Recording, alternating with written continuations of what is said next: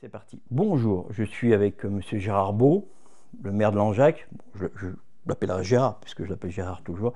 Simplement, c'est qu'il y a eu la réunion publique où vous étiez nombreux sur ce nouveau système pour se garer à Langeac. Et il était très compliqué de remonter la réunion, donc je lui ai demandé de venir nous expliquer ce nouveau fonctionnement de parking à Langeac. Bonjour Gérard. Bonjour David. Alors on va parler très rapidement de ce nouveau système avec des capteurs. Et je vais déjà te poser la première question. Alors c'est de nous expliquer ce nouveau système qui va être de temporisation pour se garer à Langeac. Oui, bonjour à tous d'abord. Vous expliquez effectivement ce système. Pourquoi? Parce que en réalité, cette problématique date pas d'aujourd'hui. On sait, au lendemain de notre élection, on avait eu une réunion publique qui montrait cette nécessité d'intervenir sur la problématique du parking. D'abord parce qu'il y a un déséquilibre fort. On a des grandes surfaces en périphérie qui bénéficient à la fois d'infrastructures routières, des ronds-points, voilà, des positions qui sont déterminantes pour eux, mais surtout, elles possèdent des parkings. Bon. Ce qui veut dire que si on veut faire quelque chose pour notre commerce de centre-ville, il faut aussi avoir une vraie solution de parking pour les clients. À partir de là, on convient d'une chose, c'est de se dire est-ce que on est en mesure ou pas d'avoir une solution adaptée en fait à nos commerces, nombre de commerces évidemment, et à la nécessité de faire en sorte que la gestion du stationnement permette en fait l'utilisation au mieux de toutes les places. Ça, c'est la base. On a vu une chose, c'est qu'en réalité, les places étaient occupées par des voitures sur des durées qui étaient très longues. On a vu aussi que les places qui étaient identifiées comme non permanentes, temporaires, ce qu'on appelle les zones bleues, n'étaient pas respectées. On a très bien vu que l'emploi du disque, peut-être aujourd'hui dans notre temps, on avait beaucoup de mal aujourd'hui à faire en sorte que ce système-là fonctionne. Mais c'est pas parce que en réalité les choses ont changé du jour au lendemain. Non, depuis très longtemps. Langeac, c'est une petite ville, un petit bourg, et ces règles de stationnement, c'est très difficile de les faire appliquer. D'autant parce que on s'aperçoit très bien que finalement, quand on dit aux gens, ne vous garez pas en ville, alors peut-être qu'ils vont déplacer leur voiture, mais ils vont la mettre ailleurs, mais là où ils vont la mettre, ça gêne aussi.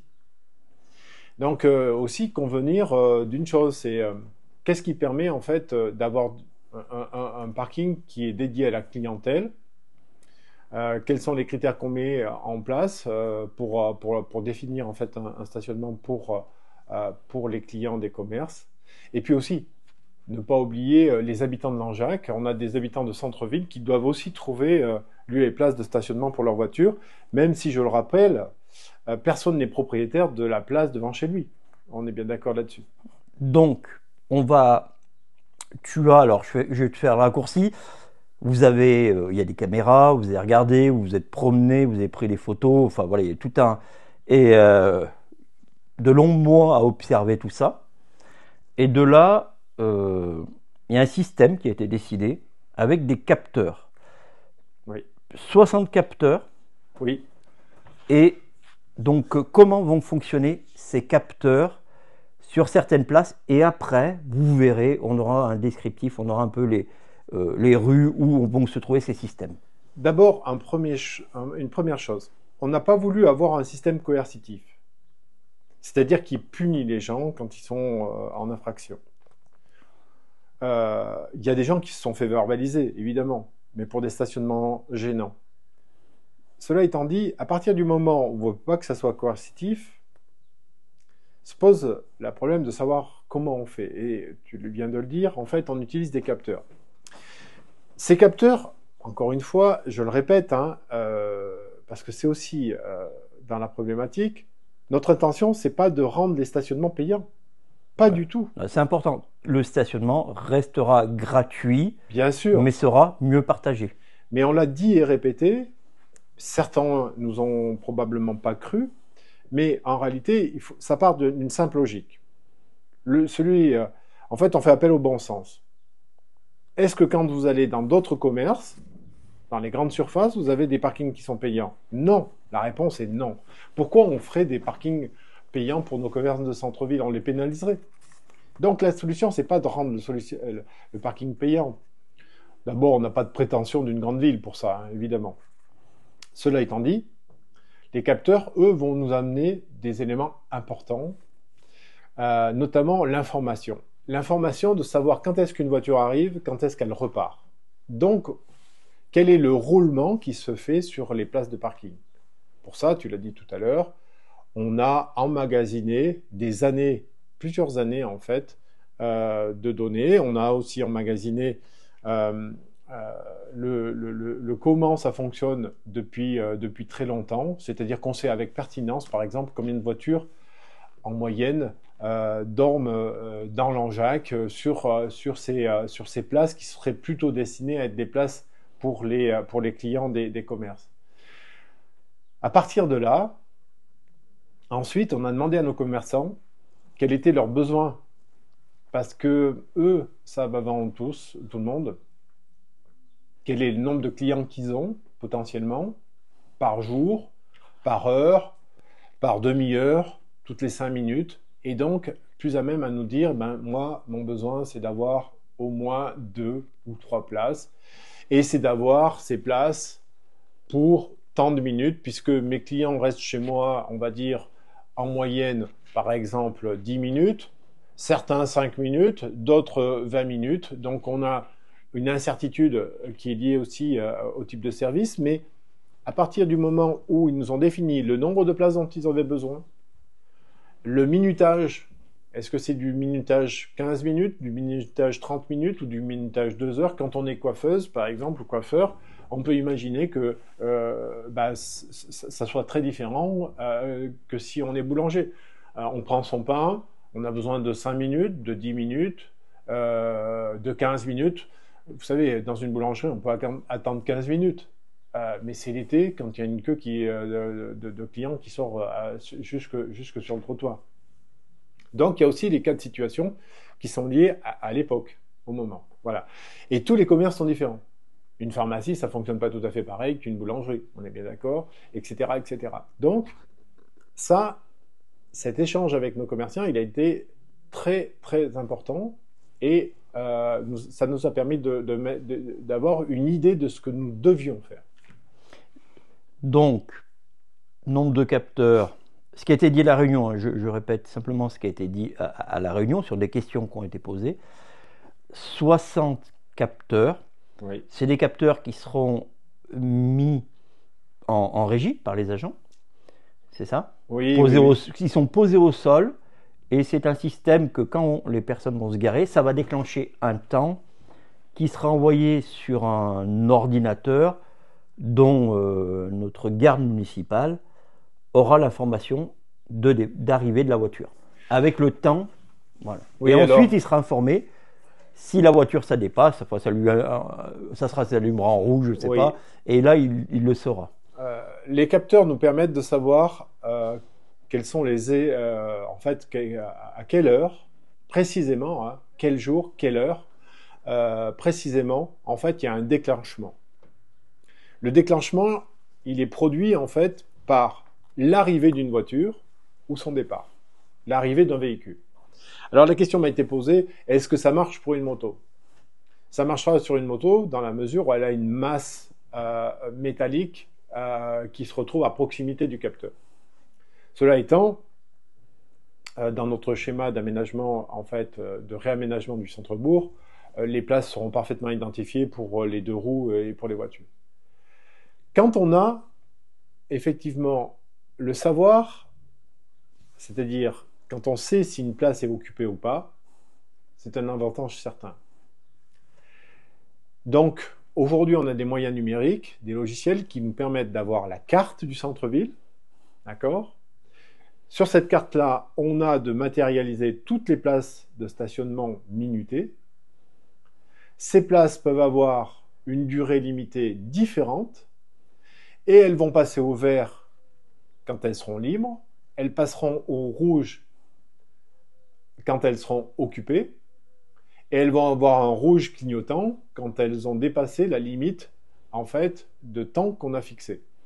D'entre notre garde, qu'est-ce qu'il va faire? Il va faire comme s'il ouvrait une carte, qu'il regardait une carte, d'accord? Et il va s'apercevoir tout de suite de tout ce qui est vert, de tout ce qui est rouge et tout ce qui est rouge clignotant. Donc, à lui d'intervenir sur les rouges clignotants, d'accord? Qui montre qu'en réalité, il y a un dépassement, en fait, de limite de temps. Alors, il va y avoir une période d'essai.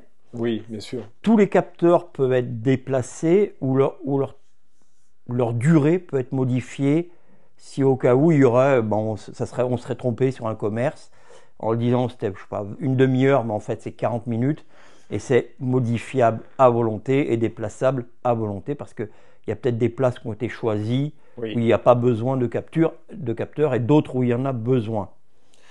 Tout à fait. Alors ce point-là, il est très très important. C'est-à-dire qu'on n'a pas la science infuse.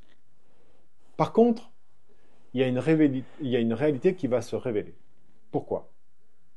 Parce que quand cette place, on sait où elle est située, on va s'apercevoir que le lundi de la première semaine, que le lundi de la deuxième semaine, que le lundi de la troisième semaine, etc., etc., et pour toutes les places et pour tous les jours de la semaine, on va avoir ce qu'on appelle des statistiques pour chacune des places. Autrement dit, on saura comment se renouvelle en fait le stationnement. Combien de voitures vont avoir utilisé la place? Sur quel créneau? Et on va donc voir précisément quel est le temps d'occupation de chacune des places. Et ça, c'est génial. Pourquoi? Parce que si on a tort sur la durée du stationnement, c'est-à-dire que si on a prévu trop court, on verra des dépassements de délai qui font qu'on se dira, il faut augmenter le temps. D'accord? Et donc, si c'est l'inverse, on peut se dire, on peut réduire le temps. Et puis, on verra peut-être des places qui n'ont pas été les bonnes places. C'est-à-dire, elles ne sont pas renouvelées comme on imaginait qu'elles soient renouvelées. Donc, le système de fixation, on en a la maîtrise, puisque ce sont nos agents qui vont les poser. On pourra les poser, on pourra les enlever et les redéposer ailleurs si c'est nécessaire. Donc, avec le temps, on va améliorer, en fait, à la fois le minutage et à la fois le positionnement de nos bornes. On est parti d'abord sur un premier positionnement qui est le fruit, en fait... Dont on va le voir après, on va expliquer les rues. Oui. Et ça, ce premier positionnement, c'est suite à l'enquête qu'on a fait auprès de nos commerçants. On leur a dit à nos commerçants, voilà, voici les plans du centre-ville. Dites-nous où vous souhaitez avoir des places de stationnement pour vos clients et de combien de minutes. Et on a condensé, en fait, toutes les réponses, et on avait la chance d'avoir beaucoup de commerçants qui ont répondu pas tous, mais un très grand nombre, qui ont répondu à ce questionnement. Et à partir de là, on a regardé, en fait, où est-ce qu'il était opportun de faire des places 2 heures, où est-ce qu'il était opportun de faire des places 30 minutes, etc., etc. Il y a un point important qui est abordé, parce qu'on parle de places, mais alors, c'est 60 capteurs. Oui. Et tu me reprends si je dis une connerie, parce que comme j'en dis souvent. Bêtise, oui. Ce n'est que 60 places sur actuellement 202 places de parking à Langeac qui seront... ça sera vraiment des places stratégiques pour les commerçants et il restera 202 places, enfin donc pas 202 mais donc 142 places qui n'auront pas de capteurs et qui resteront toujours, tout est gratuit, avec le même système pour se garer. Alors, par rapport au nombre de places, les 202 dont tu fais référence, en fait, c'est les nouvelles places que nous avons créées à Langeac. Voilà. Les gens ne se sont peut-être pas rendus compte, mais on a créé 202 nouvelles places aujourd'hui à Langeac, en plus de l'existant. Pourquoi on l'a fait avant? Et pourquoi, je vous disais tout à l'heure, on n'a pas imaginé un système coercitif, c'est-à-dire de demander à notre garde d'aller verbaliser tout le monde? Parce qu'on s'est dit qu'on n'avait pas la solution. On ne va pas verbaliser les gens si on n'a pas une solution à leur proposer. S'il n'y a pas de solution, c'est idiot. Ça aurait été contre-productif parce que finalement, nos commerçants auraient perdu de la clientèle si on avait fait ça.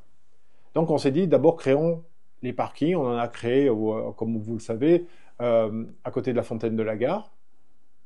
On en a créé en face du Saint-Gall, pardon, on en a créé en face du PMU, hein, dans la rue du Pont. On en a créé à l'arrière de la médiathèque. On en a créé donc de l'autre côté de la passerelle, hein, puisque vous savez qu'avec notre nouveau parking de 96 places de l'autre côté, auquel vient s'ajouter l'ancien parking, hein, qui lui est plus proche des 200 places, etc. Donc on a créé toutes ces places en plus. Ces places en plus qui sont un peu plus éloignées, hein, du centre-ville, mais pas très, hein, c'est-à-dire 2 minutes maximum, voilà, 3, voilà. C'est ça, il y a très peu de distance, c'est 300, voilà. 300 mètres à chaque fois du centre-ville. Voilà. Celles-ci, elles seront destinées principalement aux gens qui viennent travailler à Langeac. Celles qui ne commercent pas forcément, d'accord? Elles peuvent aussi commercer, bien sûr, mais pas forcément. Et du coup, ça libérera le centre-ville. C'est ça qu'il faut comprendre. Et on a suffisamment de place aujourd'hui pour répondre en fait aux besoins de tous les commerces. Il faut juste mettre en place ce système de régulation grâce à nos bornes. Ces bornes, donc, elles sont installées par nos agents. On va aussi avoir le traçage au sol. Et précisément, à côté du traçage, il y aura le minutage qui sera indiqué. Le minutage sera indiqué, il sera parfaitement visible. On ne pourra pas nous dire qu'on ne savait pas. Hein, voilà. Il ne sera pas, comme il y a eu une question, il ne sera pas sous la voiture, mais bien devant la place. Oui, ça serait complètement idiot de le mettre sur la place elle-même, puisque en réalité, une fois que la voiture est dessus, on ne sait plus quelle est la durée qui est limitée. Mais on a aussi regardé précisément où est-ce qu'on refaisait des regroupements, c'est-à-dire les places de 2 heures seront probablement très proches les unes des autres. Hein. On fait des regroupements comme ceci. Mais par exemple, on imagine que les places qui ont une durée très limitée, les plus courtes, sont devant la boulangerie. Vous voyez. Donc finalement, on va avoir des zones qui seront 15 minutes, des zones qui vont être 30 minutes, des zones qui vont être... Voilà. Pour avoir aussi un schéma simple pour les gens, pour éviter qu'ils aient à réfléchir. Voilà. Et aussi, on a souhaité que ça ne génère pas de stress. Alors, on a fait quelques expérimentations. Au-delà même de ce que tu disais tout à l'heure, c'est-à-dire les vidéos qu'on a pu faire, les images, les photos qu'on a pu faire pour s'enrichir de comment ça se passe, en fait, on a fait autre chose. On a regardé nous-mêmes, les élus, quel temps nous passions dans les commerces quand nous allions quelque part. Et oui, évidemment, on est un peu comme tout le monde. Hein. Quand on va dans un bar, on est parti pour... on a dit on va boire un café, on pense qu'on va y rester un quart d'heure. Finalement, au bout d'une demi-heure, on est toujours là. Ou quelquefois, ça dépend l'heure à laquelle on y va. Et quelquefois, plus d'1 heure après, on est toujours là. Donc, on a fait en sorte que, finalement, on s'est dit on va mettre un temps plus large que nécessaire. Et c'est... la rotation, ce que je vous disais tout à l'heure, l'acquisition de données, puisqu'on saura que les places se libèrent, voilà. Parce que si vous allez dans un commerce, que vous avez 1h30 de place autorisée, et que finalement vous utilisez 1 heure, vous n'aurez pas été stressé. Mais nous, l'intérêt, c'est qu'on va s'apercevoir que finalement, sur ces places-là, il y a un temps qui est cohérent. Peut-être on ne sera pas obligé de réduire ce temps-là à 1 heure, même si on l'utilise finalement qu'1 heure. On pourra laisser tout à fait plus large pour avoir cet effet de non-pression, quoi. Voilà, pas avoir d'anxiété parce qu'on s'est garé. Hein, voilà. C'est ça l'idée aussi. C'est pour ça que devant le boulanger, on ne va pas laisser une place 5 minutes, même si on aura rarement besoin de plus. On va laisser plus de temps, mais pour éviter cette notion de stress. 3 questions et après on passera au plan. Alors il y en a une, elle n'a pas été posée, mais je viens d'y penser. La première, c'est le coût, puisqu'elle a été posée, donc on va y répondre. C'est 20 000 € pour les 60 capteurs. C'est bien ça. La deuxième, c'est que la période d'essai est la période où réellement on ne sera plus en expérimentation. Je crois qu'on parlait juin d'expérimentation et début juillet où on passerait sur le fait, tu me le confirmeras. Et la troisième question, est-ce que en tant qu'utilisateur, où on se gare sur la place, est-ce qu'à un moment on peut imaginer que ce système amène une application pour ceux qui ont un téléphone où ça les préviendrait qu'ils ont dépassé le temps, ou alors on met notre chrono sur le téléphone? Alors, il peut y avoir plusieurs solutions. Pour en revenir à tes premières questions, quand est-ce que ça va se faire? Alors, oui, tout à fait. Nous, l'objectif, c'est que ça soit opérationnel quand on va avoir une montée en puissance, c'est-à-dire un gros besoin de stationnement. On souhaite que ça soit fait avant l'arrivée des touristes. Donc, on s'est fixé quelques semaines d'expérimentation courant juin, parce qu'on souhaite que début juin, alors si tous les délais de fournisseurs sont tenus, nous serions en mesure en fait de le rendre opérationnel. Préalablement, nos agents auront fait le traçage au sol, etc. Donc ça, c'est OK là-dessus. Ensuite, effectivement, ce système, comme c'est un système qui est vivant, puisqu'il se met systématiquement à jour et qui a une carte, on peut très bien avoir deux éléments. Effectivement, on peut avoir le premier élément qui consiste à avoir sur un plan, peut-être projeté sur notre panneau numérique, des places vertes qui sont disponibles. Et comme on est en train de mettre en place ce type de grand panneau numérique à nos entrées de bourg, donc il va y avoir un panneau de ce type-là avant de traverser le pont, d'accord? Il y en a un en centre-ville, il en est prévu, donc normalement deux autres, mais qui arriveront dans un second temps, où effectivement on pourra avoir cette information de savoir combien de places sont disponibles en centre-ville. Ça va être très très bien, très utile. Parce qu'on va faire une gestion de toutes les places, pas simplement celles de centre-ville, pour donner un choix possible, notamment aux gens qui ne connaissent pas Langeac. Et là, pour le coup, par rapport au fait d'être informé par notre téléphone, on peut avoir effectivement cette possibilité, parce qu'on peut avoir sur le site cette carte.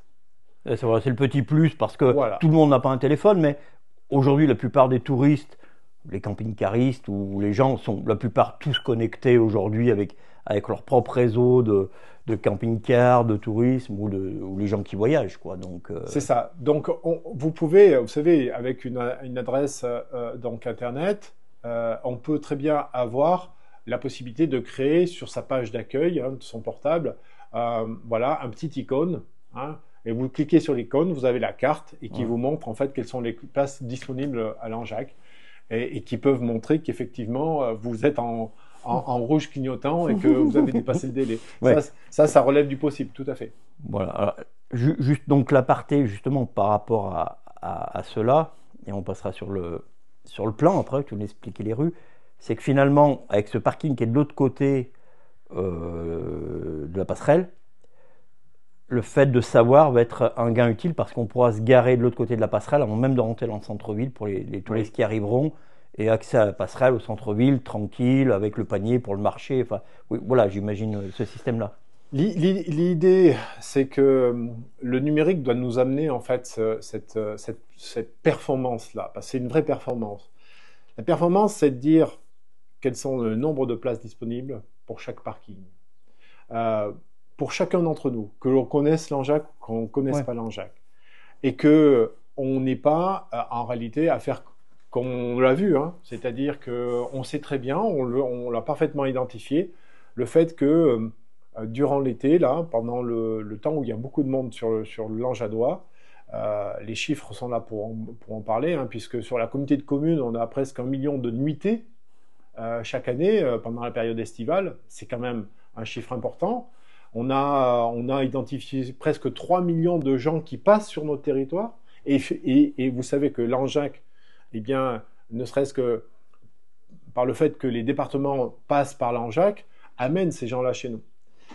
Eh bien, s'ils n'ont pas de solution évidente pour stationner, et c'était le cas avant, parce que le quai était plein, parce que le centre-ville, pour pénétrer un centre-ville, il fallait faire le tour, et en réalité, vu l'étranglement de notre centre-ville, peu de places sont disponibles pendant le cœur de l'été. Donc évidemment, ce qui compte, c'est qu'à l'entrée, vous ayez P1, P2, P3, les places disponibles avec les flèches qui vont, et vous n'êtes pas perdu. Et vous savez avec pertinence que vous allez trouver une place rapidement. Le parking de l'autre côté de la passerelle, vous imaginez bien que la passerelle, elle a été faite pour avoir l'accès à un autre espace, ce grand espace qui est de l'autre côté. Avec en plus, on bénéficiait de cet espace pique-nique hein, qui existait avant, mais vous voyez, on a mis des barrières. Alors les barrières, contrairement à ce que certains ont pu imaginer, c'est certainement pas pour rendre voilà, le stationnement payant. Voilà. Bah, mais j'aurais plein de questions parce qu'on a des questions sur le parking d'en face. On m'a ramené des questions, mais si tu peux les poser à Gérard, j'aurai l'occasion de te les poser. Voilà, très bien. On va terminer. Donc là, on a le plan, et donc on va vous présenter les rues où il y aura ces stationnements, et à peu près avec l'idée de temps qui est déjà prévue. Oui, alors les choses sont assez simples en réalité. D'abord, vous dire que sont représentés en jaune ici, vous voyez, c'est très jaune, représente en fait les places qui vont être en minuté, hein, d'accord? Donc en limite de temps.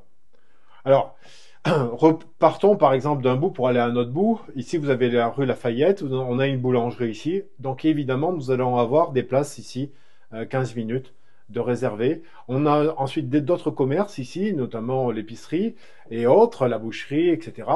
La bijouterie, voilà, la boulangerie aussi. Et donc, on va avoir à nouveau des places ici qui vont être minutées. Sur le boulevard, vous avez des places minutées quasiment partout, hein, sauf sur une partie du boulevard ici, hein, qui est située de l'angle de la rue qui remonte en direction du passage à niveau, pardon. Vous avez ici une partie jusque quasiment presque jusque devant la Banque Populaire, une partie qui sera dédiée donc au parking résidentiel, d'accord? Ensuite, vous voyez, en jaune, on a du parking qui sera minuté. Ici, de l'autre côté aussi. Probablement avec des places à 2 heures.